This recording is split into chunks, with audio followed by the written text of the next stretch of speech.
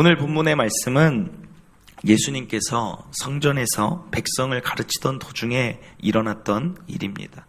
서기관들과 바리새인들이 한 여인을 끌고 왔어요. 이 여인이 누군가 보면 바로 간음한 도중에 붙잡힌 여인입니다. 왜 간음한 여인을 현장에서 붙잡아 예수께로 데려왔는가 보면 오늘 6절에 그 이유가 나옵니다. 고발할 조건을 얻고자 했다. 무엇을 고발하고자 합니까? 5절에 보면 모세의 율법에 이러한 간음한 여자를 돌로 치라 명하였는데 선생은, 예수님은 어떻게 하시겠습니까? 이게 굉장히 교묘한 계략이에요. 어떤 것이 문제가 되냐면 두 가지가 문제가 될 수 있는 게, 예수님께서 모세의 율법대로 그 여자를 돌로 치라 하면 어떤 게 문제가 되냐면 그동안에 가르쳤던 말씀이 다 모순이 되는 거예요.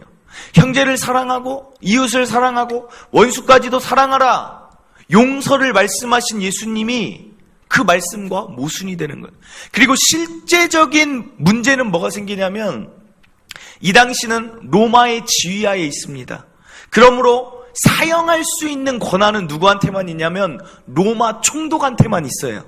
그런데 예수님이 유대인이고 일반인인데 저 여자를 돌로 쳐라 그러면 로마의 그 사람들에게 고발할 수 있는 것입니다. 그리고 또 하나 문제가 되는 게, 만약에 저 여자를 돌로 치지 말라라고 말하면 무엇이 문제가 됩니까? 지금까지 하나님의 아들이라고 자기가 이야기하고 다녔는데 정작 하나님의 아들이 하나님의 말씀을 지키지 않는 거예요. 그러면 어디에서 하나님의 아들이라는 그 이야기들을 또 다시 할 수 있겠습니까? 예수님에 대한 신뢰도가 떨어지는 거예요. 그리고 하나님의 말씀을 어긴 자들한테는 유대 사회에서 그를 고발할 수가 있어요. 저 사람이 하나님의 율법을 지키지 않는 자다, 고발할 수가. 한마디로 돌로 치라고 해도 로마에 고발이 되거나 돌로 치지 말라고 하면 유대 사회에 고발이 되는 것입니다. 즉 이렇게 하든 저렇게 되든 공경에 처해 있는 게 지금 예수님의 상황이라는 거예요. 그런데 이때 예수님이 어떻게 하십니까? 갑자기 몸을 굽히세요. 그리고 땅에 손가락으로 뭔가를 씁니다. 무엇을 썼는지는 성경에서 아무리 찾아봐도 나와 있지가 않아요. 그런데 무언가를 써요. 그리고 말씀하십니다. 너희 중에 죄 없는 자가 돌로 쳐라. 그리고 다시 몸을 굽히고 무언가를 쓰십니다. 궁금하지 않으세요? 저는 이 말씀 보면서 도대체 뭐라고 썼길래 한 번 쓰고 너희 중에 죄 없는 자가 돌로 쳐라, 그리고 다시 쓰니까 사람들이 어떻게 됩니까? 어른에서부터 젊은이에 이르기까지 한 명씩 그 자리를 떠난다는 거예요. 처음에는 죽이고자 하고 예수를 시험하고자 하고 왔는데 무언가를 썼더니 양심의 가책을 받고 떠난다는 거예요. 이것은 나중에 하나님 나라 가서 물어보길 바랍니다. 예수님 그때 뭐라고 썼어요? 그러면 친절하게 알려주실 거예요. 어떤 사람은 거기 모여있는 사람의 죄악을 썼을 것이다. 아무개의 죄 몇 월 며칠, 이런 죄, 누구의 죄 몇 월 며칠, 그리고 일어나서도 아무도 안 가니까 뭐 썼을 거다, 추측하는 거죠. 그냥 무슨 말이냐면 어찌됐던 이렇게 그들이 다 떠나고 예수님과 여자만 남게 된 상황이 오늘의 본문의 이야기입니다. 오늘 이 본문을 보면서 첫째로 우리가 깨달을 수 있는 사실은 뭐냐면, 하나님의 말씀은 올바르게 적용해야 된다는 사실입니다. 무슨 말인가? 오늘 이 본문을 보면 사람들이 이미 수없이 들었던 본문일 거예요. 그런데 사람들이 이 본문을 보면 어떤 거에 주목을 하냐면 간음한 여인의 죄악에 그렇게 주목을 하세요. 그 여인이 죄가 있구나. 그런데 이 상황을 만든 자들이 누구예요? 서기관과 바리새인들 아닙니까? 이런 곤란한 상황으로 하나님의 말씀을 기준을 가지고 사람을 죽이고자 하는 자들이 바리새인과 서기관들이었다는 사실입니다. 이는 하나님의 말씀을 이렇게 사용해서는 안 되는데 판단하고 죽이는 도구로 사용하고 있다는 것입니다. 원래 바리새인과 서기관들, 하나님의 말씀을 맡은 자고 지도자라면 어떻게 해야 돼요? 간음한 여인이 간음한 현장에서 잡혔다는 것은 이미 이 여자가 간음하고 있다는 걸 알고 있지 않았겠습니까? 그러면 권면해야 되는 거잖아요. 정말 이웃을 사랑하고 하나님의 사랑을 담은 말씀을 아는 자라면 사람을 판단하고 죽이는 게 아니라 그를 권면하고 그런 일을 악을 행하지 않도록 도와주는 게 민족의 지도자, 하나님의 말씀 맡은 자들이 해야 될 일이라는 거예요. 그런데 죽이는 상황을 만드는 게 이 자들이라는 거예요. 그러면 오늘날 하나님의 말씀을 맡은 자들이 누굽니까? 저와 여러분들이라는 거예요. 우리는 하나님의 말씀을 어떻게 적용하고 말씀 어떻게 사용하고 계십니까? 말씀의 바른 용도는 첫째로 다른 사람을 판단하는 게 아니라 1차적인 말씀의 목적은 나 자신을 점검하는 거예요. 나 자신이 하나님 말씀에 비추어 어떠한 죄악이 있는지, 나 자신을 하나님의 말씀에 비추어 어떤 잘못이 있는지를 끊임없이 대조하고 비교하는 게 말씀이라는 것입니다. 디모데후서에 이런 말씀이 있어요. 디모데후서 2장 15절. 너는 진리의 말씀을 옳게 분별하며 부끄러울 것이 없는 일꾼으로 인정된 자로 자신을 하나님 앞에 드리기를 힘쓰라. 진리의 말씀을 옳게 분별하래요. 나를 분별하라는 거예요. 내가 부끄러울 것이 있는지 없는지를 자꾸만 말씀 앞에서 나를 비춰보고 하나님 앞에 자신을 부끄러움이 없도록 드리라는 것입니다. 그리고 또 어떤 말씀이 있죠. 히브리서 4장 12절 보면 하나님의 말씀은 살아있고 활력이 있어 좌우의 날선 어떤 검보다도 예리하여 혼과 영과 및 관절과 골수를 찔러 쪼개기까지 하며 또 마음의 생각과 뜻을 판단하나니. 하나님의 말씀으로 철저하게 내 자신이 찔리는 거예요. 쪼개지는 거예요. 내가 가졌던 잘못된 생각이 부서지는 것입니다. 하나님 앞에 나오면 나의 잘못된 뜻들이 무너지는 것입니다. 그리고 철저하게 낮아지는 것이 말씀이 하는 역할이라는 거예요. 그런데 이 말씀을 가지고 누군가를 죽이려고, 누군가를 넘어뜨리려고 판단하는 걸로 사용하면 말씀을 제대로 맡은 자가 아니라는 거예요. 이 말씀을 왜 드리는가? 신앙의 연수가 깊어질수록, 말씀을 많이 배우고 알수록 사람들이 그걸 자기에게 적용하기보다는 판단하는 데 많이 사용한다는 말입니다. 얼마나 우리가 판단하기를 좋아하는지 로마서 2장 1절에는 이런 말씀이 있어요. 그러므로 남을 판단하는 사람아, 누구를 막론하고 내가 핑계하지 못할 것은 남을 판단하는 것으로 내가 너를 정죄함이니 판단하는 내가 같은 일을 행함이니라. 내가 누군가를 판단하면 그 사람의 잘못을 지적하지만 하나님의 관점에서 볼 때는 너나 똑같은데 어떻게 죄인인 네가 누군가를 판단하느냐. 판단하는 그 자체가 너의 잘못이다라는 말이에요. 마태복음 7장 3절에 이런 말씀이 있습니다. 어찌하여 형제의 눈 속에 있는 티는 보고 내 눈 속에 있는 들보는 깨닫지 못하느냐. 너의 들보나 잘 빼라는 거예요. 말씀의 역할이 그겁니다. 야고보서엔 또 이런 말씀이 있어요. 내 형제들아, 너희는 선생된 우리가 더 큰 심판을 받는데요. 선생이 무엇입니까? 선생이 많이 되지 말래요. 선생은 지식으로 사람들을 가르치고 지식으로 무언가 잘못했을 때 그걸 권면하고 지적하는 거예요. 그런데 선생들의 특징이 뭐냐면 날이 갈수록 지식이 늘어나면 자신에게 대한 잣대는 약해지고 남을 지적하는 눈빛만 강해진다는 것입니다. 오늘 바리새인과 서기관들이 그런 선생이었어요. 이스라엘의 선생이었어요. 그런데 그들은 갈수록 사람들이 잘못한 것만 지적하고 있다는 거예요. 사랑하는 성도 여러분, 하나님은 이런 것을 뭐라고 얘기할 수 있냐면 이런 것을 종교적 교만이라고 할 수 있어요. 종교적 교만을 경계하셔야 돼요. 내가 남보다 우월하다. 내가 남보다 하나님 말씀 많이 한다. 제가 참 부끄러운 고백인데 드리면 이게 참 사람 마음은 높아지길 원하는 거예요. 부끄러운 고백이 뭐냐면 새벽 예배를 마치고 집에를 이렇게 가면 아침에 한 7시 이때쯤 이렇게 차를 타고 가요. 새벽예배 마치고 기도하고 들어가면 꼭 공휴일날 제가 만나는 사람들이 있어요. 어떤 사람들이냐면 그때 집에 들어가는 사람들. 누구죠? 걸음을 잘 못 걷습니다. 술에 많이 취해가지고 아침 7시에 막 비틀거리면서 들어가요.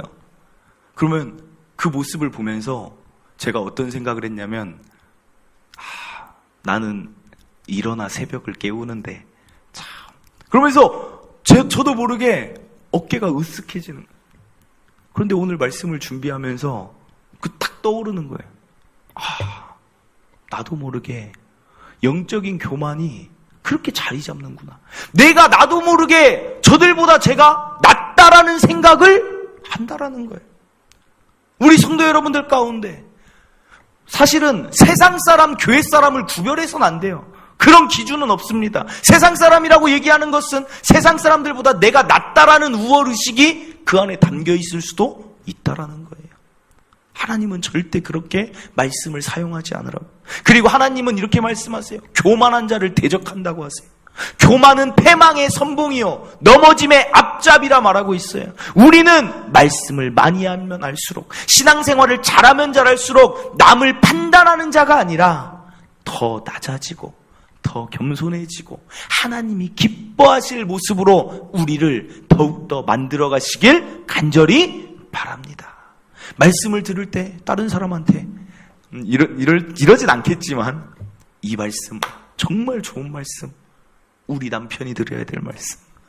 와, 이 말씀은 진짜 내 아내가 들어야 돼. 분노를 많이 하는 내 아내가 들어야 돼. 하나님은 용서하라고 했는데 이렇게 하면 예예요, 예. 누가 그런다고 하는 게 아니라 하나님 말씀을 판단하는 게 아니라 나를 돌이켜보고 나를 점검하는 말씀으로 삼으시길 간절히 바랍니다. 오늘 보실 둘째는 이어지는 그 본문으로 돌아와서 그들이 다 떠나고 나서 이제 예수님과 가늠한 여인 둘만 남았어요. 여자의 상황을 생각해 보세요.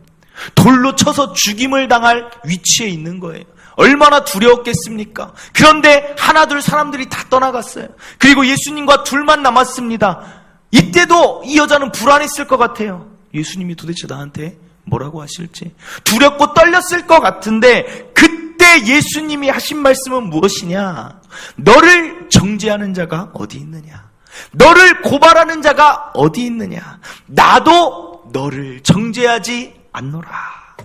사랑하는 성도 여러분, 예수님의 선포를 통해 알 수 있는 두 번째 사실은 예수님 앞에 나오면 어떤 죄인이라도 용서받는다는 사실입니다.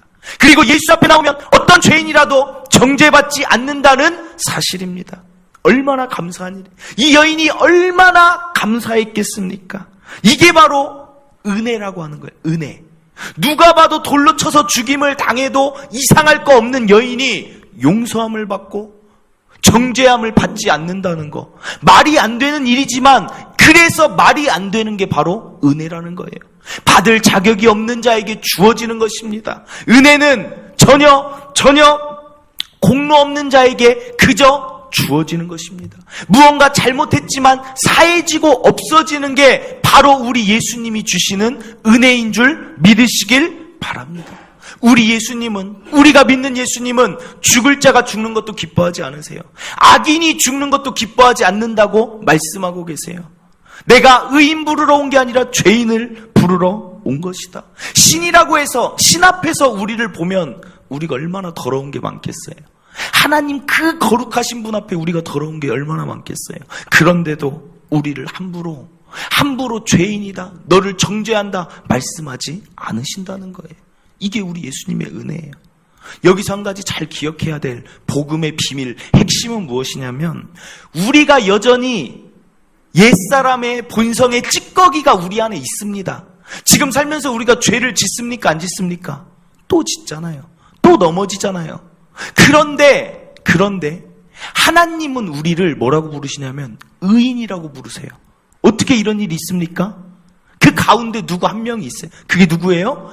예수님이 그 가운데에서 우리의 모든 죄악의 형벌, 진노, 정죄함을 그분이 다 담당하셨기 때문에 우리가 죄인이 아니어서 하나님이 우리를 의인으로 삼아주시는 게 아니라 우리의 죄인의 모습이 있지만 예수 그리스도의 보혈의 공로 때문에 우리를 의인이라고 칭해 주시는 거예요.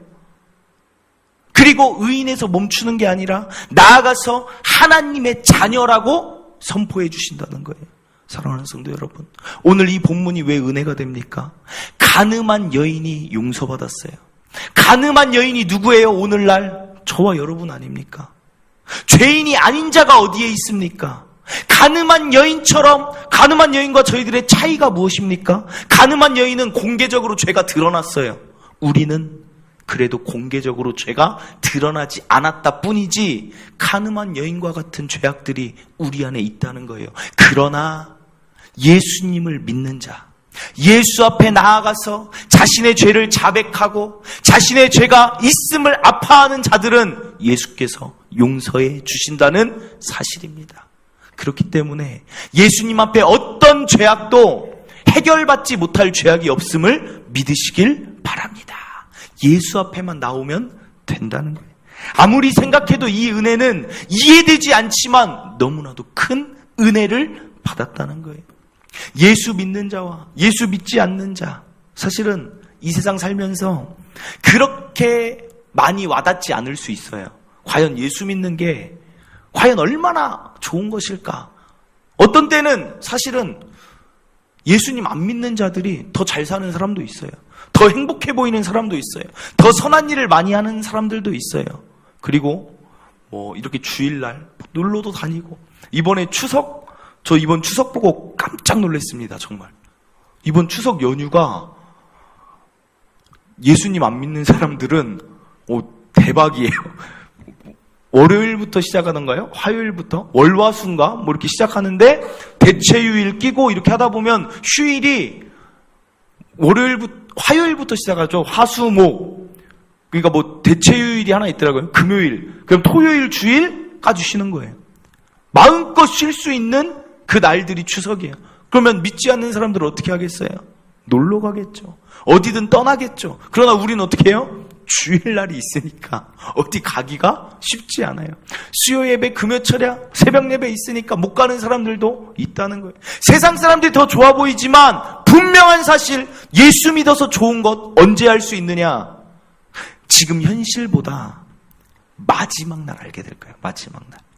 사랑하는 성도 여러분, 마지막 날 예수 믿기를 정말 잘했다. 하나님의 심판대 앞에 우리 모두 다 설 것입니다. 그때는 1대1로 하나님 앞에 설 거예요. 1대1로 하나님 앞에 섰을 때 우리가 할 일이 뭐냐면, 죽었을 때 자신의 죄를 토해낼 거예요. 하나님께서 말씀하셨어요. 너희들이 행한 대로 내가 갚으리라 말씀하셨어요. 그 앞에서 우리는 우리의 모든 죄를 다 토로해야 돼요. 행한 대로 갚게 되면 하나님의 진노와 형벌을 피할 자가 아무도 없습니다. 그런데 그때 예수님을 이 세상 살면서 믿었던 자들은 하나님이 보시고 너는 의인이다. 너는 의인이고 내 자녀이기 때문에 나와 함께 내 나라로 가자. 그때 말씀하실 거예요.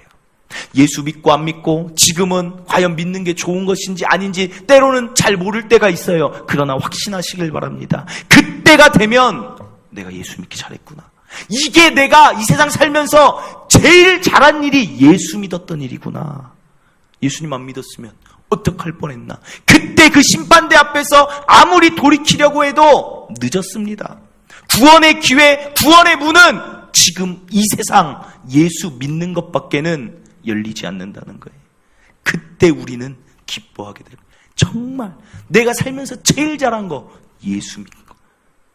저는 그걸 보면, 여기 앉아 계신 여러분들을 바라보면, 이 세상에서 제가 이 말씀 준비하면서 이 세상에서 가장 축복된 자들이 누군가 그랬더니 여기 있는 성도 여러분들, 저와 성도 여러분들인가. 돈 좀 많이 없으면 어떻습니까? 명예 많이 없으면 어떻습니까? 좀 가난하고 못 배웠으면 어떻습니까? 뭔가 내세울 거 없으면 어떻습니까?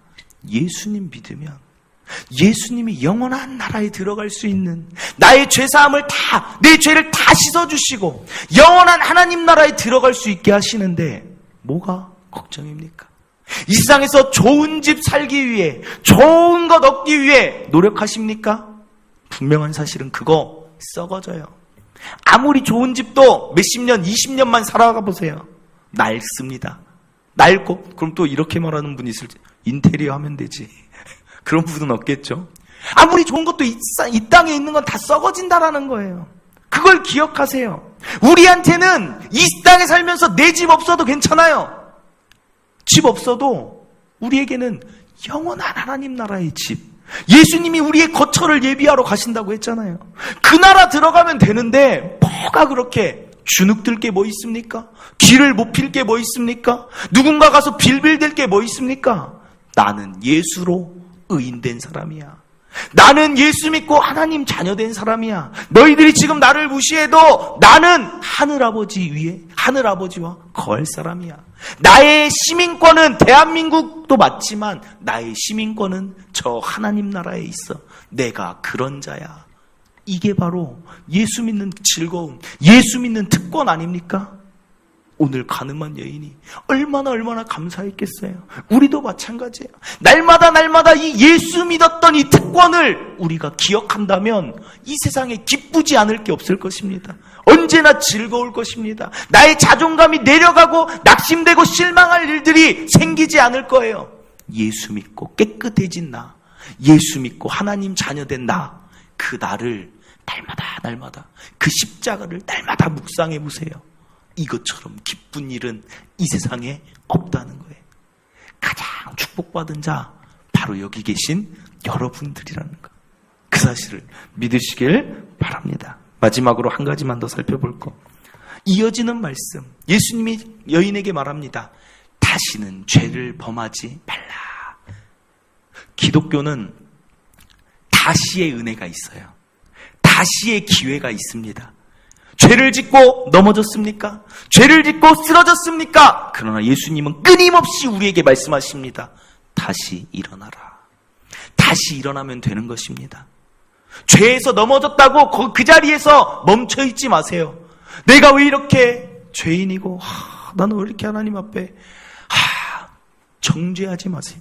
그리스도 예수 안에 있는 자에게는 결코 정죄함이 없습니다.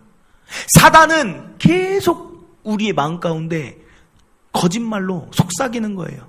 네가 죄가 왜 힘든지 아세요? 왜 죄를 계속 지을까요? 죄는 고착성이 있어요. 반복성이 있어요. 죄는 한번 붙으면 떨어지기를 너무 싫어해요. 그래서 뭐라고 해요? 성경은 죄와 싸우기를 피 흘리기까지 싸워야 된다는 거예요. 그만큼 죄를 벗어나기가 쉽지가 않은 거예요.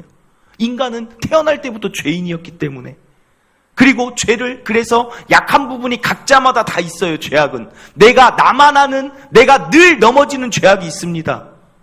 그리고 그게 쉽게 바뀌지 않아요. 어떤 사람도 예수 믿기 시작했다고 자신의 모든 죄악이 한순간에 바뀌는 사람은 아무도 없습니다. 아브라함도 마찬가지예요. 처음부터 믿음의 사람, 하나님이 인정한 사람이 된 게 아니에요.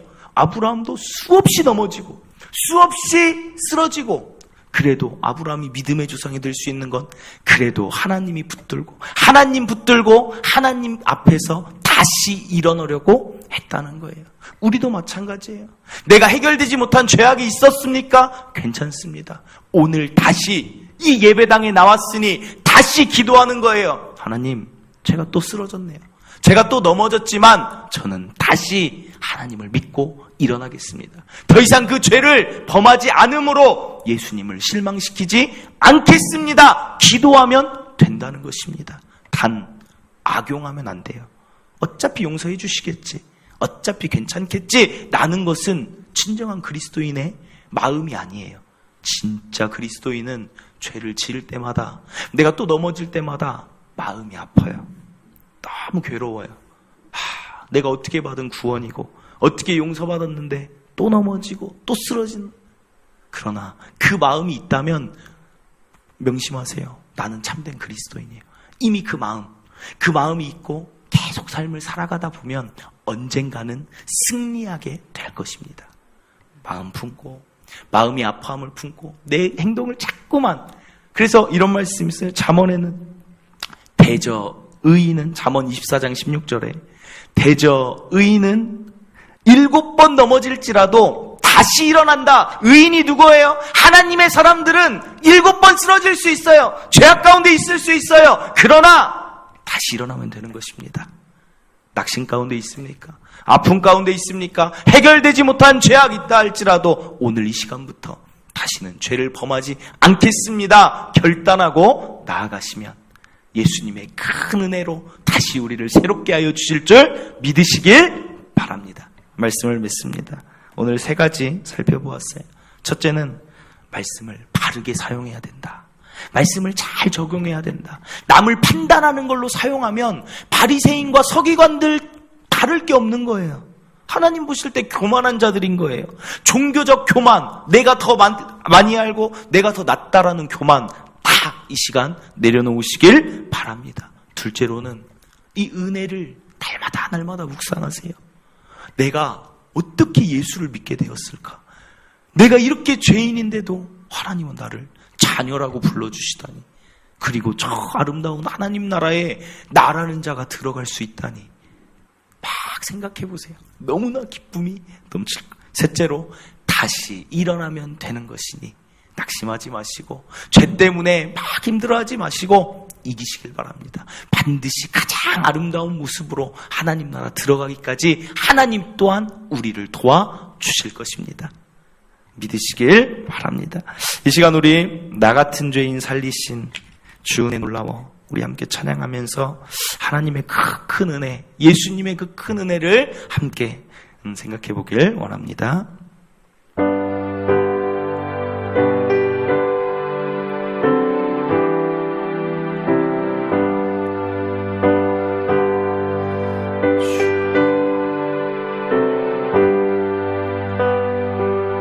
나 같은 죄인 살리신 주 은혜 놀라워 잃었던 생명 찾았고 광명을 얻었네. 큰 죄악에서 거치신 주 은혜 고마워. 나 처음 믿은 그 시간 귀하고 귀하다. 이제껏 내가 산 것도 주님의 은혜라. 또 나를 찾아보냐 인도해 주시리. 거기서 우리 영원히 주님의 은혜로 해처럼 밝게 살면서 주 찬양하리. 우리 3절 다시 하겠습니다. 이제껏 내가 산 것도 주님의 은혜라. 또 나를 찾아보냐에 인도해 주시리. 거기서 우리 영원히, 거기서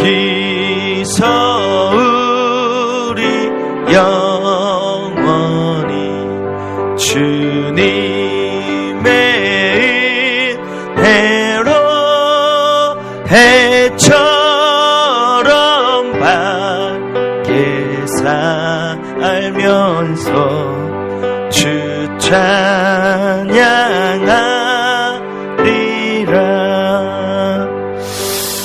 그렇습니다. 가늠한 여인, 어찌 보면 우리가 그러한 자들입니다. 가늠죄만 저지르지 않았다 뿐이지 하나님 앞에 정말 크나큰 죄악들이 우리 안에 있지 않았습니까? 그러나 예수님은 우리를 용서하십니다. 예수님은 우리를 정죄하지 않으십니다. 그리고 본인이 친히 그 모든 진노와 형벌과 정죄를 받으십니다. 그 은혜 때문에 우리가 지금도 살아갈 수 있으며 그 은혜 때문에 하나님 나라에 갈 수 있는 것입니다. 오늘 이 은혜를 생각하면서 하나님 감사합니다. 예수님 감사합니다. 나 같은 죄인 살리신 주 은혜가 너무나 놀랍습니다. 제가 어떻게 하나님과 같은 영광을 누릴 수 있습니까? 너무나 감사합니다. 우리 감사의 기도, 그리고 다시는 죄를 저지르지 않겠다 결단의 기도, 우리 주님께 한번 주여 한번 외치고 기도하도록 하겠습니다. 주여